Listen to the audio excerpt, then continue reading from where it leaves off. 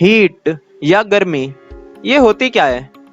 आपने ये चीज गौर करी होगी कि ठंड के मौसम में हम गर्म कपड़े पहनते हैं या फिर ऐसे कपड़े पहनते हैं जो कि बहुत मोटे हों, जिसके अंदर हमारी बॉडी गर्म रह सके। और गर्मी में क्या करते हैं? इसका ऑपोजिट, हम लाइट कपड़े पहनते हैं जिससे हमारी बॉडी ठंडी रह सके। अब हीट के बारे में मैं 10 तरह के एग्जाम्पल देने के बजाय आपको एग्जैक्टली बता दूंगा कि हीट होती क्या है। देखिए, दुनिया में हर चीज को अगर आप गौर से देखें, बिल्कुल डिटेल में जाकर माइक्रोस्कोप से देखें, तो क्या मिलेगा आपको? छोटे छोटे से एटम्स मिलेंगे जिससे कि बनके एक पूरा स्ट्रक्चर तैयार हुआ होगा, जिससे हम तैयार हुए हैं, जिससे हवा तैयार हुई है, जिससे पूरी दुनिया या फिर कहें तो पूरा ब्रह्मांड तैयार हुआ है। तो ये जो एटम्स होते हैं वो सॉलिड में होते हैं बहुत करीब करीब में, जैसे कि यहाँ पे, और लिक्विड में थोड़ी थोड़ी दूरी पे रहते हैं, जैसे कि यहाँ पे दिखा रहे हैं आपको, थोड़ी थोड़ी दूर पे हैं एटम्स। और गैसेस में थोड़ी ज्यादा ही दूर पे रहते हैं, इसलिए वो गैस होते हैं। इस हिसाब से जब इनके बीच में हलचल होती है तो कह दिया जाता है कि इसमें हीट जनरेट हो रही है या फिर इसका टेम्परेचर ज्यादा है। फॉर एग्जाम्पल, पहले जो है लिक्विड मान लिया इस तरीके का था, अब इसके अंदर मान लिया हलचल हमने बढ़ा दी कहीं से, तो हम क्या बोलेंगे कि इसका टेम्परेचर बढ़ गया है। ये सारे एटम्स ज्यादा दूर तक भागना शुरू कर दिया है इन लोगों ने। देखिए, इस दुनिया में जितनी भी चीजें हैं मौजूद, जिसे आप देख सकते हैं, छू सकते हैं, वो सारी चीजें बनी है छोटे छोटे कणों से, जिसको हम बोलते हैं एटम्स या फिर हिंदी में परमाणु। वो छोटे छोटे से एटम्स जो होते हैं उसी ने पूरी दुनिया को बनाया है, हम भी उसी से ही बने हुए हैं। दुनिया में जो भी चीज आप ऑब्जर्व कर पा रहे हैं वो सब उसी चीज से बनी हुई है, लाइट को छोड़ के। ठीक है, उसके बारे में हम हायर क्लासेस में बात करेंगे। अब कहते हैं कि जो सॉलिड चीजें हैं उसमें बहुत ज्यादा जो एटम्स होते हैं आसपास में लगे हुए एक दूसरे के साथ। तो ये आपका स्ट्रक्चर कुछ सॉलिड का ऐसा मिल जाएगा, बहुत ज्यादा जूम करके देखेंगे ना तो ऐसा मिलेगा आपको, गोल गोल से एटम्स एक दूसरे के बराबर में चिपके हुए। और अगर आप लिक्विड का देखेंगे तो लिक्विड में क्या होता है, सारे एटम्स थोड़ी थोड़ी दूरी पे रहते हैं एक दूसरे से, तो वो कहलाते हैं लिक्विड। जब और ज्यादा दूरी पे होते हैं एटम्स एक दूसरे से तो उसको हम बोल देते हैं गैस। ठीक है, यही डेफिनेशन है सॉलिड, लिक्विड और गैस की। ठीक है, ये चीज आपकी बहुत इंपॉर्टेंट है, ये चीज आपको पता होनी चाहिए। अब इसीलिए ही जो है गैस सबसे ज्यादा जगह लेती है। ठीक है, 1 किलो गैस बहुत ज्यादा जगह लेगी, जबकि 1 किलो लिक्विड उससे कम जगह लेगी, और 1 किलो सॉलिड उससे भी कम जगह लेगा आमतौर पे। अब ये तो बात हो गई सॉलिड, लिक्विड और गैस की। अब हीट यहाँ पे कहाँ से आता है? कहते हैं कि ये सारे एटम्स जो हैं वो कभी भी शांत नहीं बैठे रहते एक जगह पे, वो थोड़ा बहुत हिलते रहते हैं आपस में, थोड़ा बहुत हिलते रहते हैं। ठीक है, जैसे गैस का तो आपको बताइए, आप हाथ हवा में फहराइए तो क्या हुआ होगा, गैस के मॉलिक्यूल्स हवा में हिले होंगे ना कहीं मूव करे होगा। हवा भी तो मूव कर रही है, मतलब कि वो सारे एटम मूव कर रहे हैं एक जगह से दूसरी जगह। तो वो मूवमेंट सॉलिड में भी होती है और लिक्विड में भी होती है, जैसे गैस में होती है उसी तरह से, पर थोड़ी थोड़ी कम होती है। कहते हैं कि जब इनकी मूवमेंट ज्यादा होती है, बहुत ज्यादा, तो हमें वो चीज गर्म महसूस होती है, उसी चीज को हम हीट बोल देते हैं। ठीक है, कि मूवमेंट थोड़ी ज्यादा हो रही है। इसका नापने का पैमाना होता है टेम्परेचर। कहते हैं कि हायर टेम्परेचर मतलब कि उसके अंदर के एटम्स ज्यादा हिल रहे हैं। ठीक है, इसलिए बोलते हैं ना बहुत ज्यादा तेज टेम्परेचर पे क्या होता है, पानी उबलने लगता है। पानी क्या होता है, लिक्विड। उबलना मतलब वो गैस बन रहा होता है। गैस क्यों बन जाता है? क्योंकि वो बहुत ज्यादा हिल रहा है, मतलब उसे बहुत ज्यादा स्पेस चाहिए मूव करने के लिए। तो जब बहुत ज्यादा स्पेस आ जाए उसके एटम के बीच में तो क्या बनेगा, वो गैस। देखा, बहुत अच्छे से हमें समझ में आ गया कि पानी उबलने का मैकेनिज्म क्या होता है। अब यही चीज होती है आपकी heat. It is nothing but movement of atoms. ठीक है, अब देखिए यहाँ पे बोल रहे हैं कि बता दी आइसक्रीम कूल है हॉट है, जाहिर सी बात है कूल है। स्पून जो है जिसे आपने टी कप के अंदर डुबा दिया वो क्या होगा, जाहिर सी बात है हॉट हो जाएगा। फ्रूट जूस कोल्ड होगा, आप हॉट भी कर सकते हैं चाहे तो उसे, पर अच्छा नहीं लगेगा टेस्ट, है ना। आगे बोल रहे हैं फ्राई पैन, जाहिर सी बात है हॉट होगा। आगे कह रहे हैं कि कोई भी बहुत गर्म चीज को हमें डायरेक्टली अपने हाथों से नहीं छूना चाहिए वरना हमारे हाथ जल जाएंगे। अच्छा, हमारे हाथ जलेंगे क्यों, सोचिए जरा, गौर से समझिए, ये थोड़ा हायर क्लास का है, फिर भी मैं चाहता हूं कि आप कोशिश करें।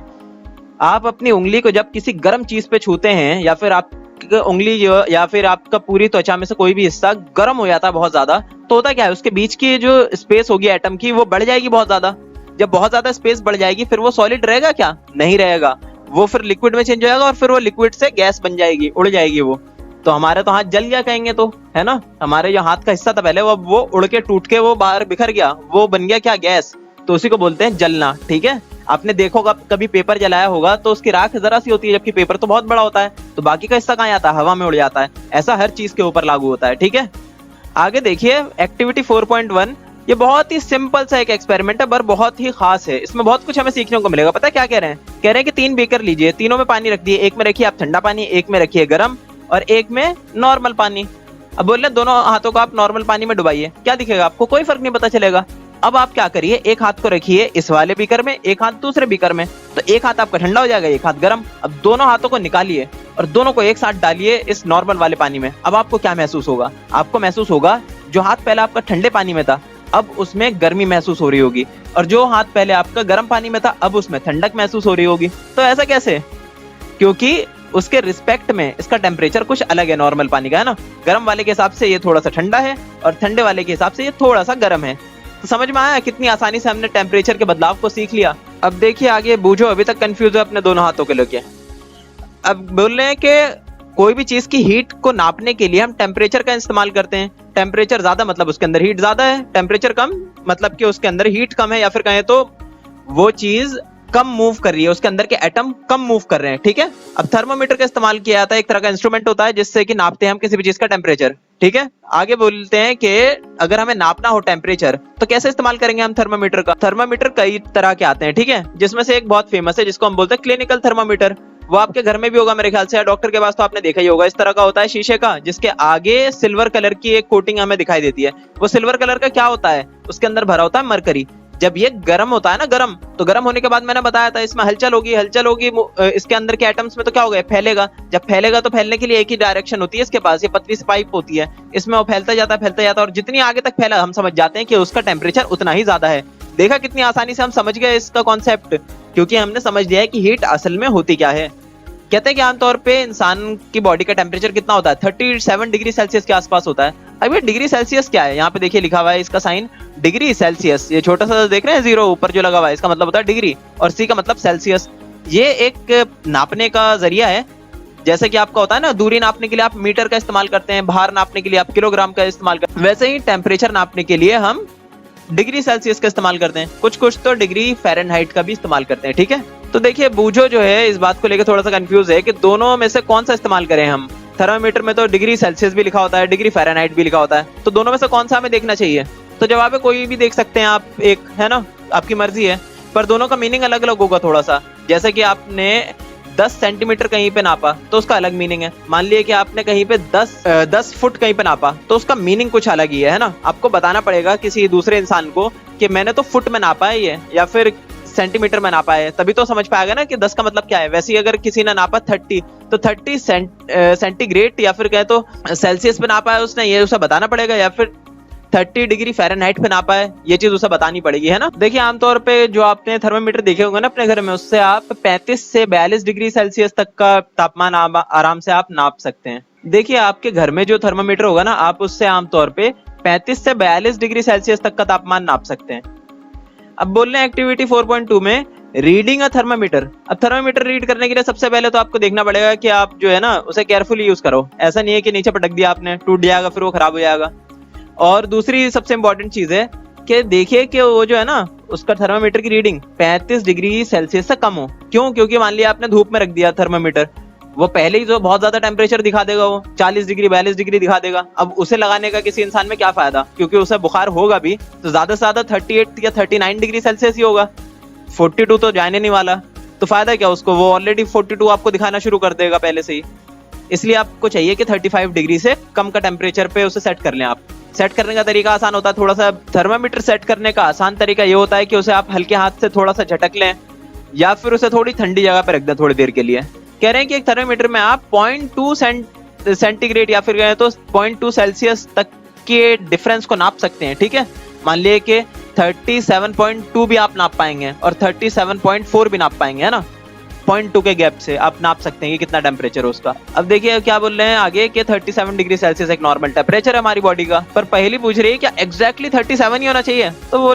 तो कहा जाता है कि जरूरी नहीं है, डिपेंड करता है मौसम कैसा है उस हिसाब से, थोड़ा ऊपर भी हो थोड़ा सा नीचे भी हो तो भी चलता है। अब देखिए एक्टिविटी 4.3 में क्या बोल रहे हैं कि आप जो है कम से कम 10 लोगों का टेम्परेचर नापिए जरा, कितना कितना टेम्परेचर आ रहा है। सबका ऐसे ही आएगा 37 के आसपास ही, अगर उसे बहुत तेज बुखार ना हुआ तो। आगे बोल रहे हैं कि बूझो के पास एक आइडिया आया। क्या आइडिया आया? कि बहुत ही गर्म जो खोलता हुआ दूध है ना, उसका टेम्परेचर नाप के देखते हैं इस थर्मामीटर से। तो इससे पता है क्या होगा? ये चीज खतरनाक है हमारे लिए थोड़ी सी। क्यों खतरनाक है? क्योंकि इस थर्मामीटर की रेंज है खाली 42 डिग्री सेल्सियस तक, और दूध कितना 100 डिग्री सेल्सियस तक भी जा सकता है। तो इतने ज्यादा टेम्परेचर पे क्या होगा? ये फूट जाएगा ये थर्मामीटर। और हम नहीं चाहते कि ऐसा हो, फिर कांच के टुकड़े टुकड़े जो है इधर उधर बिखर जाएंगे, और हम नहीं चाहते कि ऐसा हो क्योंकि उससे फिर कांच के टुकड़े इधर उधर बिखर जाएंगे। अब देखिए नेक्स्ट बोल रहे हैं लेबोरेटरी थर्मामीटर। ये कौन सा थर्मामीटर होते हैं? बोल रहे हैं कि बहुत तरह के थर्मामीटर आते हैं मार्केट में, उसमें से एक बहुत फेमस है जिसको इस्तेमाल किया जाता है वेदर की फोरकास्टिंग में। बोलते हैं कि लास्ट डे में कितना टेम्परेचर रहा हमारा, या आपने कभी देखा होगा मौसम का हाल कल कैसा रहा था, तो कैसे नापते हैं? थर्मामीटर लगा देते हैं हवा में इस तरह का, वो नापता रहता है दिन भर टेम्परेचर को। जो मिनिमम टेम्परेचर होता है पूरे दिन में वो चीज बता देता है वो टेम्परेचर थर्मामीटर, और जो मैक्सिमम टेम्परेचर क्या होता है पिछले दिन का वो भी बता देता है। तो उस थर्मामीटर को हम बोलते हैं मैक्सिमम मिनिमम थर्मामीटर, ठीक है। और भी बहुत तरह के थर्मामीटर आते हैं मार्केट में इसके अलावा भी, और इनके अलग अलग तरह की रेंज भी होती है। जैसे हमारे घर वाले थर्मामीटर की रेंज कितनी थी? खाली 35 से 42 डिग्री सेल्सियस, पर कुछ की तो -10 डिग्री से लेके 110 डिग्री सेल्सियस तक भी रहती है। मतलब उससे आप खोलते हुए दूध को भी नाप सकते हैं कि कितना गर्म है वो। आगे बोल रहे हैं एक्टिविटी 4.4 में। एक्टिविटी 4.4 में कह रहे हैं कि अगर आपको किसी एक बीकर के पानी का टेम्परेचर निकालना है तो आप कैसे कर सकते हैं? ये ले लीजिए आप लेबोरेटरी का थर्मामीटर, इसे आप डुबाइए, पर ध्यान रहे कि इसको ना बहुत ही बढ़िया तरीके से यूज करना होता है आपको। ऐसा नहीं कि आप लापरवाही से इसे यूज कर लें।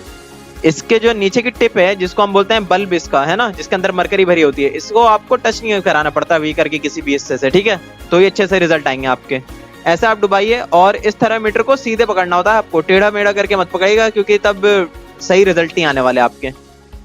आगे पूछ रहा है बूझो कि ये तो समझ में आ गया है कि थर्मामीटर जो है ना लेबोरेटरी का, वो ज्यादा टेम्परेचर जो है उसके डिफरेंस को नाप लेता है, पर क्या ये बॉडी के टेम्परेचर को भी नाप सकता है अच्छे से? तो जवाब है नहीं, ऐसा नहीं हो सकता। ऐसा नहीं हो सकता क्योंकि लेबोरेटरी थर्मामीटर और क्लिनिकल थर्मामीटर में फर्क होता है। एक छोटा सा फर्क होता है जिसको हम बोलते हैं किंक। किंक क्या करता है, जहां तक आपका रीडिंग हो गया ना वहीं पर उसे थोड़ी देर तक रोके रखता है, ताकि इंसान जो है, दूसरा इंसान बॉडी टेम्परेचर को देख सके, ऑब्जर्व कर सके अच्छे से। जबकि इसके अंदर ऐसा नहीं होता लेबोरेटरी थर्मामीटर में। जैसे ही आपका यहाँ तक पारा पहुंचेगा, जैसे आप इसको हटाएंगे अचानक से वो नीचे गिरना शुरू हो जाएगा, तो आप देख ही नहीं पाएंगे। और बॉडी के अंदर आप लगाते हैं तो सीधा तो रहता नहीं है टेम्परेचर, मतलब सीधा तो रहता नहीं है थर्मामीटर, टेढ़ा हो जाता है वो, तो सही से रीडिंग नहीं आएगी। इसलिए बेकार है बॉडी का टेम्परेचर नापने की कोशिश करना इस वाले थर्मामीटर से। अब एक्टिविटी 4.5 में कह रहे हैं आप जो है एक लेबोरेटरी थर्मामीटर ले लीजिए, और पानी में उसे जब ऑब्जर्व करें तो उसे जब हटाएंगे ना थर्मामीटर को, तो आप देखेंगे कि हटाते ही वो मरकरी नीचे गिर गई अचानक से ही। मतलब कि आपको तभी देखना होता है टेम्परेचर जब वो पानी के अंदर डूबा हुआ हो। मतलब कि क्या समझे आप, कि आप बॉडी का टेम्परेचर नापने जाएंगे तो जैसे ही आप बॉडी से हटाएंगे थर्मामीटर को, वो रीडिंग उसकी गायब हो जाएगी। तो ये दिक्कत की बात है। अब देखिए आगे बूझो के पास एक सवाल है, पूछ रहा है कि लेवल जो मरकरी का चेंज क्यों होता है जब हम उसे किसी गर्म चीज से या ठंडी चीज से चिपकाते हैं। तो जाहिर सी बात है टेम्परेचर जो है इसका मतलब क्या होता है? मूवमेंट। जब एक बॉडी के अंदर मूवमेंट है मतलब कि उसके अंदर के एटम हिल रहे हैं, जब वो हिलेंगे तो दूसरे चीज से टकराने के बाद उसके भी एटम हिलने लग जाएंगे। जब हिलेंगे तो वो ज्यादा जगह घेरेंगे। वैसे ही जो है मरकरी जब ज्यादा जगह घेरने लगती है तो क्या होता है? वो पारा बढ़ने लगता है। उस मरकरी के पास एक ही तो रास्ता होता है जाने का, ये ऊपर की तरफ बढ़ता चले जाता है मरकरी, जो पाइप दिखती है उसे, क्योंकि उसे ज्यादा जगह घेरना होता है गर्मी की वजह से, ठीक है। और ठंड कहीं पड़ गई तो फिर वो कम से कम जगह घेरेगा, ठीक है, क्योंकि गर्मी में हर चीज फैलती है। उसका मैंने रीजन आपको बता दिया था। देख रहे हैं कितने अच्छे समझ में आ रही है हर चीज जब हम समझ गए कि हीट क्या होती है उससे। तो अब देखिए यहाँ पे देखिए किंक की फोटो है, किंक लगा हुआ है इसके अंदर, ठीक है, जिससे अपने आप जो है मरकरी को वापस नहीं गिरने देता, जब तक कि हम उसे अच्छे से ऑब्जर्व ना कर लें कि कितना टेम्परेचर नापा है हमने बॉडी का। अब बोल रहे हैं कि ये जो थर्मामीटर है इसके अंदर ना मरकरी का होना बड़ा नुकसान की बात है। पता है क्यों? क्योंकि ये होता है जहरीला, अगर मुंह के अंदर फूट गया तो नुकसान की बात है ना। तो इसके लिए आजकल डिजिटल थर्मामीटर भी आने लग गए हैं। अब देखिए आगे पूछ रहे हैं transfer of heat. Transfer of heat बोलते हैं कि गर्मी जो है ना एक जगह से दूसरी जगह ट्रेवल करती है हमेशा। ये कैसे? मान लिया कि आपके पास एक चम्मच है, ठीक है, नॉर्मल सा चम्मच, और एक गर्म चाय की प्याली है आपके पास, ठीक है। अब उस प्याली के अंदर जब आप चम्मच को डालेंगे तो क्या होगा? क्या चम्मच उस प्याली को और ज्यादा गर्म कर देगी, या फिर वो जो प्याली है या फिर कहते वो चाय जो है वो चम्मच को गर्म करेगी? आप बताइए। जाहिर सी बात है चम्मच गर्म हो जाएगा, मतलब कि हीट जो है चम्मच में गया है ना। इसी को बोलते हैं कि हीट का ट्रांसफर हो गया। गर्म चीज से ठंडी चीज की तरफ हीट ट्रांसफर हो जाती है, ठीक है। कभी ऐसा नहीं होता ऑपोजिट इसका कि किसी ठंडी चीज ने किसी गर्म चीज को और गर्म कर दिया हो। ऐसा कभी आपने देखा है? कभी नहीं देखा हो। और ये हीट का जो एक्सचेंज है वो तब तक चलता रहता है जब तक दोनों पार्टी या फिर कहें तो दोनों ऑब्जेक्ट्स का टेम्परेचर सेम ना हो जाए। आगे देखिए बोल रहे हैं एक्टिविटी 4.6 में इसमें कह रहे हैं कि आपने एक लोहा या फिर किसी भी मेटल की एक रॉड लीजिए, रॉड के एक हिस्से में आप लगा दिए, थोड़ा सा चिपका दिए उसके ऊपर क्या, मोम, ठीक है, या फिर कहें तो वैक्स, और दूसरे हिस्से से उसे हीट करना शुरू कर दिए। थोड़ी देर में आप क्या देखेंगे कि जहाँ पे वो वैक्स था वो पिघलना चालू होगा। देखा, पिघल के गिर गया वो वैक्स। क्यों गिर गया? क्योंकि इधर से हीट जो थी दूसरे साइड में आ गई। आपने ये चीज चम्मच के सीन में भी देखा होगा, चम्मच आपने ऐसे ही चाय के अंदर डुबाई, थोड़ी देर बाद चम्मच भी गर्म हो गया। ये होता है ना, इसको बोलते हैं हम ट्रांसफर ऑफ हीट। और इसको जब मेटल में किया जाता है या फिर किसी सॉलिड चीज में किया जाता है तो उस चीज को हम बोलते हैं कंडक्शन, कि उस मेटल ने कंडक्ट करा दी हीट, ठीक है ना। कंडक्ट का मतलब भेज दिया, पार करा दिया एक जगह से दूसरी जगह को हीट को, ठीक है। और जो सब्सटेंस हीट को कंडक्ट कराते हैं ना उनको कहा जाता है स्पेशली कंडक्टर्स, जो आमतौर पे क्या होते हैं, एल्यूमिनियम, आयरन, कॉपर वगैरह, है ना, या आमतौर पे मेटल्स ही होते हैं जो कंडक्ट कराते हैं हीट को। और जो नहीं कराते हीट को कंडक्ट एक जगह से दूसरी जगह, उसको हम बोलते हैं इंसुलेटर्स। जैसे कि प्लास्टिक हो गया, ग्लास हो गया, है ना, कपड़ा हो गया, ये सब क्या हो गया, बैड कंडक्टर ऑफ हीट। ये देखिए एक्टिविटी 4.7 में बोल रहे हैं कि आप अलग अलग चीजें लीजिए और उसके एक तरफ को गर्म करिए और देखिए दूसरी तरफ उसके साइड जो है गर्म होती है नहीं होती। प्लास्टिक में देखेंगे आप, एक साइड आपने गर्म करा, दूसरी साइड में कोई फर्क नहीं पड़ा। आप देखेंगे लकड़ी में भी एक साइड आपने गर्म करा, दूसरी साइड कोई फर्क नहीं पड़ा। अब मेटल की कोई भी चीज लेंगे तो एक साइड आपने गर्म करा, दूसरी साइड भी बहुत जल्दी गर्म हो जाएगा। जैसे स्टील की स्पून होगी ना गर्म, दूसरी साइड भी, तो वो गया गुड कंडक्टर ऑफ इलेक्ट्रिसिटी, बाकी सब होगा बैड कंडक्टर ऑफ इलेक्ट्रिसिटी या फिर कहें तो इंसुलेटर्स। आगे देखिए एक्टिविटी 4.8 में। अब देखिए एक्टिविटी 4.8 ये भी बहुत ही इंपॉर्टेंट एक्टिविटी है हमें जानने के लिए कि हीट किस तरह से ट्रेवल करती है लिक्विड के अंदर। कह रहे हैं कि ये रहा आपका फ्लास्क, उसे आपने गर्म कर दिया, ठीक है। गर्म करने के बाद क्या हुआ कि नीचे आपने एक तरह का सब्सटेंस रखा था जिसका नाम है पोटेशियम परमैंगनेट। ये नाम मायने नहीं रखता, आप ये समझिए कि ये एक ऐसी चीज है जिसे गर्म करे ना तो पानी के अंदर अपने इंक की तरह एक चीज छोड़ने लगता है। ये जब छोड़ने लगता है तो उससे क्या पता चलेगा कि पानी किस तरीके से मूव कर रहा है, वो चीज हमें अच्छे से दिखना शुरू हो जाएगी। क्या दिखता है हमें कि नीचे का हिस्सा जो कि गर्म हो रहा है वहां से पानी उठ उठ के ऊपर की तरफ जा रहा है। क्यों जा रहा है ऊपर की तरफ? क्योंकि है नीचे गर्मी और ऊपर है ठंडक, तो नीचे गर्मी से ठंडक की तरफ जाने की कोशिश करेगी ना हर चीज, है ना। तो यही तो होता है, फैलने की कोशिश करती है हर गर्म चीज, तो ठंडक की तरफ जाने की कोशिश करती है ऊपर की तरफ। और उसके बाद ऊपर जब ठंडी चीज हो जाती है वो चीज, तो ठंडी से नीचे आने की कोशिश करती है वो दोबारा से, क्योंकि नीचे की जगह खाली हो रही है, गर्मी जो है ऊपर जा रही है सारी, तो नीचे की जगह भरने के लिए कहां से आ रही है, साइड की जो ठंडी चीज है वो नीचे आ रही है और गर्म हो रही है। और फिर ये चीज साइकिल चलती आ रही है बार बार बार बार, नीचे से पानी ऊपर जा रहा है और ठंडा हो जा रहा है और फिर साइड में आके वो अपनी जगह वापस लेता है गर्म होने के लिए। और ऐसे होते होते थोड़ी देर में पूरा बीकर गर्म हो जाता है। इस मेथड को बोलते हैं कन्वेक्शन, ठीक है। इस फिनोमिना से कोई भी चीज जो हीट ट्रांसफर होता है ना एक जगह से दूसरी जगह, उसको बोलते हैं कन्वेक्शन। आमतौर पे लिक्विड्स के अंदर यही होता है। अब देखिए नेक्स्ट एक्टिविटी 4.9, ये तो बहुत ही आसान है। बोल रहे हैं कि एक मोमबत्ती लीजिए आप थोड़ी दूर, उससे थोड़ी ऊपर जो है अपना हाथ रखिए, आपको गर्मी महसूस हो रही है। वो गर्मी कहां से आई? क्योंकि आग तो नीचे जल रही है, क्योंकि आसपास की हवा भी गर्म हो गई ना। जब हवा गर्म हो गई तो उसको हम बोलते हैं कन्वेक्शन, ठीक है। तो कन्वेक्शन के जरिए जैसे पानी के अंदर गया था ना, नीचे से गर्म चीज ऊपर की तरफ जा रही थी, वैसे ही गर्म हवा जो है नीचे से ऊपर की तरफ जा रही है और इस हाथ में गर्मी दे रही है। जबकि साइड में अगर आप हाथ रखेंगे ना साइड में मोमबत्ती के, तब आपको कोई गर्मी फील नहीं होगी, हल्की फुल्की गर्मी महसूस होगी खाली। क्यों? क्योंकि गर्म हवा जो है सीधा ऊपर की तरफ जाती है, ना कि साइड की तरफ ट्रेवल करती है, ठीक है। अब इस चीज का एक बहुत बढ़िया हम एग्जाम्पल देखते हैं हमारे नेचर में। क्या देखते हैं हम? कहते हैं कि दिन के टाइम जो समुद्री किनारे होते हैं ना, बीच वगैरह, वहां पर अगर किसी का घर है तो वहां पर वो क्या फील करते हैं कि समुद्र की तरफ से ठंडी ठंडी हवाएं आ रही हैं उनके घर की तरफ। क्यों आ रही होती हैं? कहते हैं कि दिन के टाइम ये जो जमीन है साइड की, ये गर्म हो जाती है बहुत ज्यादा। जब गर्म हो जाती है तो इसके ऊपर की हवा भी गर्म हो जाएगी, तो हवा क्या करेगी? ऊपर की तरफ जाएगी, आसमान की तरफ। वो चली गई। अब वो हवा जो गई उसकी जगह लेने के लिए हवा भी तो आनी चाहिए। वो सब कहां से आती है? तो वो आती है सी की तरफ से, हवा ठंडी ठंडी। तो वही टकराती है यहाँ पे घरों से, और वहां जो लोग बैठे रहते हैं सी के किनारे में, वहां पे ठंडी ठंडी हवा आ रही होती है। जबकि रात के टाइम इसका ऑपोजिट होता है। तब क्या होता है कि जमीन जो है वो हो जाती है ठंडी और समुद्र का पानी हो जाता है थोड़ा सा गर्म, ठीक है। रात के टाइम उसका ऑपोजिट ही आता है बिल्कुल। तो अब क्या होता है उस टाइम पे? हवा चलती है लैंड की तरफ से सी की तरफ। क्यों? क्योंकि सी के ऊपर का पानी सी के ऊपर की जो हवा होती है वो हो गई होती है गर्म, और वो हवा में उड़ रही होती है, ऊपर की तरफ जा रही होती है। तो उसकी जगह भरने के लिए जमीन के ऊपर की जो हवा है वो जाती है सी की तरफ, ठीक है।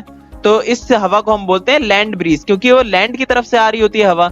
और इस वाले केस में जो हवा आ रही होती है समुद्र की तरफ से, उसे हम बोल रहे होते हैं सी ब्रीज, ठीक है। अब देख लिया इसका डायग्राम, ये सी की तरफ से आ रही है ठंडी ठंडी हवा, तो इसको बोल दिया सी ब्रीज। और इधर जो है लैंड की तरफ से आ रही है ठंडी हवा, तो इसको बोल दिया लैंड। अब देखिए आगे क्या बोल रहे हैं कि अच्छा यहाँ पे जो है ये देखिए सी ब्रीज लिखा हुआ है, उसका भी डिटेल एक्सप्लेनेशन और लैंड ब्रीज की भी मैंने बता दिया आपको। आगे बोल रहे हैं कि सन जो है ना, हमारे धरती को गर्म करता है। किस जरिए से? रेडिएशन के जरिए से। रेडिएशन भी हीट को ट्रांसफर करने का एक जरिया है, पर ये सबसे यूनिक है। इस चीज को समझने के लिए हमें हायर क्लासेस को पढ़ना पड़ेगा, ठीक है। रेडिएशन में क्या होता है, लाइट जो है, लाइट उसके अंदर से गर्मी ट्रैवल करती है और दूसरी चीजों में जाकर मिल जाती है। आप देखते होंगे बल्ब जल रही है ना, बल्ब के आसपास जो है गर्मी हो गई अपने आप ही, ठीक है। क्यों हो गई वो? उसके पीछे एक रीजन है, लाइट के अंदर भी थोड़ी सी गर्मी होती है। क्योंकि वैसे बल्ब का इतना अच्छा एग्जांपल नहीं है, क्योंकि वो तो असल में उसके अंदर का फिलामेंट भी जल रहा है, तो उसकी वजह से भी गर्मी पैदा हो रही है। इसका आप एग्जांपल देख सकते हैं कि आपने एक मैग्नीफाइंग ग्लास लीजिए, उसे आप धूप की रोशनी की तरफ रखिए, तो दूसरी साइड में क्या होगा, जलने लगेगी। कोई भी चीज, कागज वगैरह रखिए, वो जलने लग जाएगी। तो वहां पर कोई चीज जल तो नहीं रही आपके आसपास, सिर्फ लाइट इतनी दूर से ट्रेवल करके आ रही है, करोड़ों किलोमीटर दूर से सूरज की, तो लाइट ने खाली अकेले ही जला दिया सामने कागज को। समझ रहे हैं कि लाइट में कितनी पावर होती है। अब लाइट में जो है, हर तरह की लाइट में इतनी पावर नहीं होती, कुछ तरह की लाइटों में होती है। जैसे कि लेजर्स जो होते हैं, हाई पावर लेजर्स क्या करते हैं, मोटे से मोटे स्टील को भी काट देते हैं कई बार तो, ठीक है। तो लाइट जो अपने अंदर से एनर्जी ट्रांसफर करती है ना हीट की, तो उसको हम बोल देते हैं रेडिएशन। हम हीटर जो है आसपास रखते हैं, तो उसमें भी थोड़ा सा ये चीज हम फिनोमेना देखते हैं। आपने हीटर कहीं पे रख दिया दूर भी, तो उसके सामने भी आप नहीं बैठे ना, तो कई बार तब भी आपको गर्मी फील होगी, है ना। वैसे ये एग्जाम्पल बुक में लिखा तो है, पर ये पूरी तरह से करेक्ट है नहीं, क्योंकि असल में उस हीटर ने तो अपने सामने आने वाली चीज को, या फिर कह दो सामने की हवा को गर्म कर दिया ना, और फिर वो हवा अब तक टकराई और फिर उस हवा ने आपको गर्म करा। तो असल में तो ये कन्वेक्शन और कंडक्शन हुआ बाद में आगे। रेडिएशन का यहाँ पे काम थोड़ा कम था, पर आप आगे आके अच्छे समझ जाएंगे क्या होती है रेडिएशन। अब बोल रहे हैं kind of clothes we wear in summer and winter. कह रहे हैं एक्टिविटी 4.10 में कि आप जो है ना, दो तरह के बर्तन लीजिए, ठीक है। एक लिए आप जो है ब्लैक कलर का होना चाहिए एक बर्तन, दूसरा होना चाहिए व्हाइट कलर का। दोनों में पानी रख दिया थोड़ा थोड़ा सा, और दोनों को रख दिया पूरे दिन धूप के अंदर। अब आप जो है क्या करेंगे, दोपहर के टाइम आइए और दोनों के अंदर हाथ डाल के देखिए, दोनों में से देखिए ज्यादा गर्म कौन सा है। आप देखेंगे ब्लैक वाला ज्यादा गर्म है, जबकि व्हाइट वाला इतना गर्म नहीं है। ऐसा क्यों हो रहा है? क्योंकि कहते हैं कि ब्लैक कलर ज्यादा गर्मी सोखता है। कौन सी वाली गर्मी?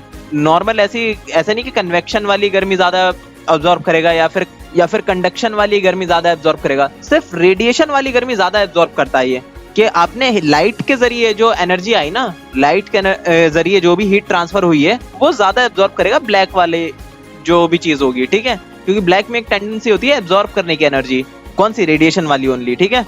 तो इसलिए ये वाली जो ये बर्तन का पानी थोड़ा ज्यादा गर्म होगा।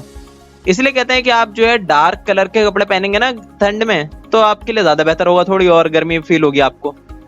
और एक और चीज बोल रहे हैं कि क्या आप जो है, अब देखिए यहाँ पे क्या बोल रहे हैं कि हम जो है इलेक्ट्रिसिटी का इस्तेमाल करते हैं, या फिर कोल का इस्तेमाल करते हैं, जिससे, या फिर लकड़ी का।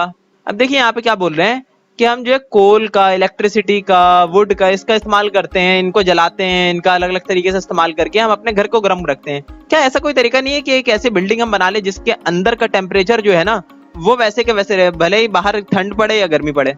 तो जवाब है, एक तरीका है। पूरी तरह से तो हम ऐसा नहीं कर सकते, पर कुछ हद तक ऐसा हम कर सकते हैं। क्या करके कि थर्माकोल की लेयर लगा दें अपने दीवारों के बीच में। उससे क्या होगा, थर्माकोल क्या होता है, बैड कंडक्टर ऑफ इलेक्ट्रिसिटी होता है, एक तरह का इंसुलेटर। तो बाहर गर्मी पड़ी तो अंदर वो गर्मी नहीं आ पाएगी। बाहर अगर ठंड पड़ रही है तो वो बाहर की ठंड अंदर नहीं आ पाएगी, अंदर का जो भी माहौल है वो अंदर ही ट्रैप होकर रह जाएगा, ठीक है। तो ये फायदा है इसका। अब एक्टिविटी 4.11 में बोल रहे हैं, देखिए एक्टिविटी 4.11 में कह रहे हैं कि आपने यही दो बर्तनों को लीजिए, ठीक है। इन दोनों को थोड़ा थोड़ा गर्म जब हो गए होंगे ना धूप के अंदर, तो दोनों को ले आइए अंदर रख दिए आप छांव के अंदर, ठीक है, ताकि दोनों को ठंडा होने का मौका मिले। कुछ देर बाद आकर देखिए, बताइएगा दोनों में से कौन जल्दी ठंडा हो गया होगा। आमतौर पे वैसे हो सकता है ऐसा ना भी फील हो, पर चांसेस ये है कि आपको ये वाला जो है ना, इस वाले बर्तन में जिसमें व्हाइट कलर का होगा, इसमें जल्दी आपको ठंडा होने का एहसास होगा कि जल्दी पानी ठंडा हो गया, थोड़ा सा फर्क पड़ेगा, ज्यादा नहीं। और ब्लैक वाले में देखेंगे कि काफी देर में ठंडा हो रहा है। क्यों? क्योंकि जो है ब्लैक कलर में टेंडेंसी होती है एब्जॉर्ब करने की एनर्जी, ना कि छोड़ देने की एनर्जी बाहर, ठीक है। जबकि व्हाइट कलर में इसका उल्टा होता है थोड़ा सा। तो इससे हमें क्या महसूस होता है कि हमें सर्दियों में गर्म कपड़े पहनने चाहिए, ताकि वो गर्मी को ट्रैप करके रख ले अपने अंदर। कौन सी वाली गर्मी? हर तरह की नहीं, फिर से बता रहा हूँ, सिर्फ रेडिएशन वाली गर्मी जो कि लाइट से मिलती है हमें, और जल्दी ठंड को, वो गर्मी को वापस छोड़े ना हवा के अंदर। और व्हाइट कपड़ों से थोड़ा दूर रहना चाहिए। व्हाइट कपड़े हमें पहनने चाहिए गर्मियों में। गर्मियों में पहनेंगे तो क्या होगा, ज्यादातर जो धूप से रोशनी आ रही होगी उसे रिफ्लेक्ट कर देगा, तो हमें ज्यादा गर्मी महसूस नहीं होगी, ठीक है। अब बोल रहे हैं कि वुलन के क्लॉथ्स को क्यों इस्तेमाल करते हैं हम विंटर में? क्योंकि वो होते हैं अच्छे इंसुलेटर। इंसुलेटर होंगे तो बाहर की ठंड जो अंदर नहीं आ पाएगी, अंदर की गर्मी वो बाहर नहीं जाएगी, तो उससे हम गर्म रहेंगे, क्योंकि हमारी बॉडी तो गर्म ही होती है ना ओवरऑल। अब देखिए कुछ कीवर्ड्स हैं इसमें। सेल्सियस स्केल वही होता है जो आपका हमारा बॉडी टेम्परेचर नहीं होता आमतौर पे 37 डिग्री सेल्सियस, तो किस चीज पे, वो सेल्सियस स्केल पे ही तो नापा है हमने, तो उसी को बोलते हैं सेल्सियस स्केल। और बाकी सारी चीजें मैं आपको बता ही चुका हूँ, यहीं पे आपका चैप्टर खत्म होता है।